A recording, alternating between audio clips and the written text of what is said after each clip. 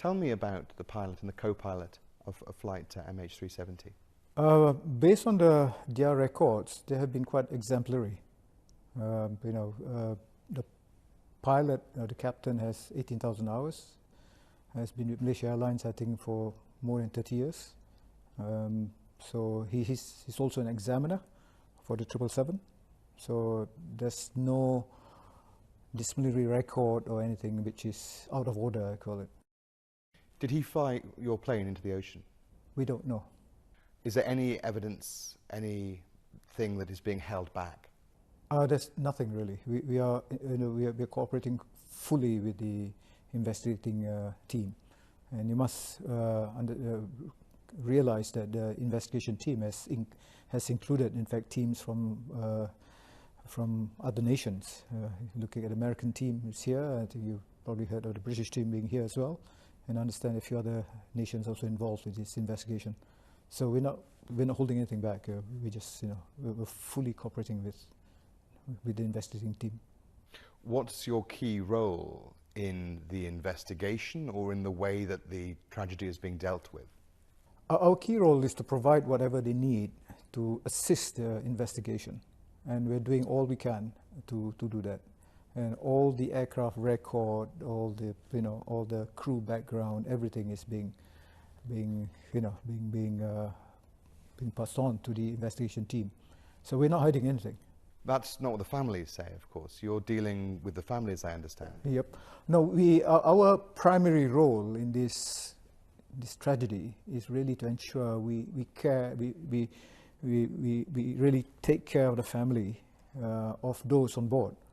In fact, we have given beyond what we normally, in what I call in the standard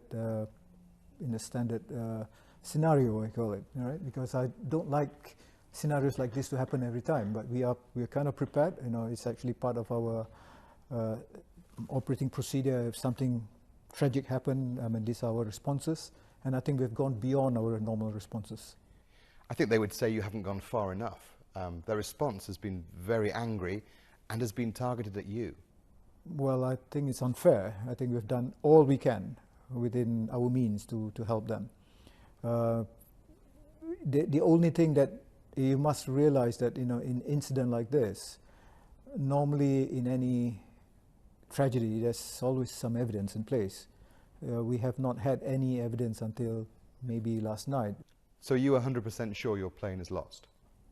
Based on the evidence provided to us, yes. So what do you say to the families who say, no, you're hiding something, our loved ones are still alive?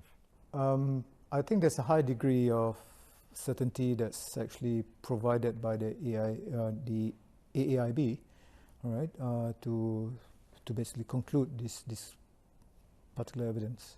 There's no physical evidence, no wreckage? There's no wreckage, but obviously I know all the search team are working hard to locate those satellite evidence right now, and I think there's also some sighting by aircrafts as well. But they really have to go out and find these pieces.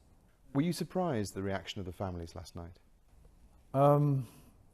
I don't think we are surprised. I think we have been in close contact with the family. We have been in close contact with them from day one. So we empathize with them. We know them. Really, some of our caregivers have got in touch with them very personally, and it, to a certain extent, also affected the caregivers. All right. So we're not surprised. We understand the emotions, and obviously in incidents like this, there's always that little glimmer of hope, that obviously everybody wants to look forward to. Yet you informed them that the plane was lost by text message, some of them yesterday. I don't think that's true.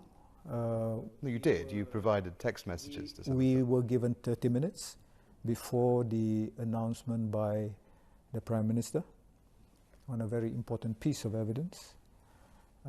We had given 30 minutes, and within 30 minutes we had to be in touch with 1,000 family members. And we're talking about time zones, we're talking about languages, we're talking about, many things. Our first priority was actually to inform them personally through our caregivers, and to gather them in locations where we can gather them, to inform them, all to be done within 30 minutes. So we wanted them to assemble in about 9:30. At the same time, I think our telephone centers actually were active in trying to contact family members through phone, and we just want to make sure that we reach each and every one of those family members before they hear it from the press. Do you personally feel responsible enough to resign over this? That's a personal decision. You will make that decision later. Okay, we have things to do now. What's your working theory as to what happened in terms of, is this a human that has done this, or is this a technical problem that has done this? Because if it's a technical problem, it's got far more ramifications for your organization, for Boeing, for other people involved in the manufacture of these aircraft. We don't know. We honestly don't know. All right. I think the best thing is actually to locate the aircraft, recover the evidence, and piece the evidence together to know exactly what happened with flight MH370. Do you think you'll ever find it? I'm hopeful.